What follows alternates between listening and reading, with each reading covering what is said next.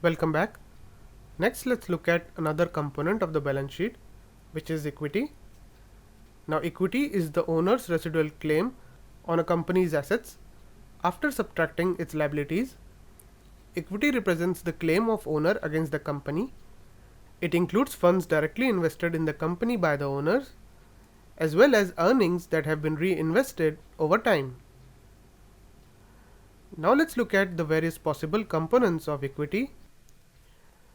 Now note that not all components that we are going to discuss may be found on all balance sheet. As we discuss these components, you will see that some of them are not shown in case of V group balance sheet, but for a complete understanding, we'll briefly cover each of the components. The first component of equity is capital contributed by owners, also known as common stock or issued capital. This is the amount contributed to the company by the owners. Ownership of a corporation is represented through issuance of common shares. For each company, the number of shares authorized, issued, and outstanding must be disclosed to the shareholders. The number of shares authorized represent the number of shares that may be sold by the company under its article of incorporation. The number of issued shares refers to those shares that have been sold to the investors, and the number of outstanding shares consists of issued shares less treasury shares. We'll see what are treasury shares in a bit. The second component of equity is preferred shares.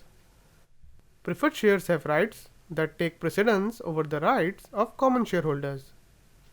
These rights refer to receipts of dividend and also receipts of assets if the company is liquidated. The next component of equity is treasury shares. These are the shares of the company which have been repurchased by the company and are held as treasury shares rather than being cancelled or extinguished. The company can in future sell or reissue these shares. Companies repurchase their shares if they perceive them to be undervalued or if they need to use them to pay as stock options to the employees. So it is up to the company to either cancel or extinguish these shares or hold them as part of equity on their balance sheet in the form of treasury shares. The next important component of equity is retained earnings. This is the cumulative amount of earnings recognized in a company's income statements. It represents the share of profits of shareholders that have not been repaid to them as dividends. The last component of equity is known as the minority interest or non-controlling interest. This represents the equity interest of minority shareholders of the subsidiary companies that have been consolidated by the parent company, but these subsidiary companies are not wholly owned by the parent company.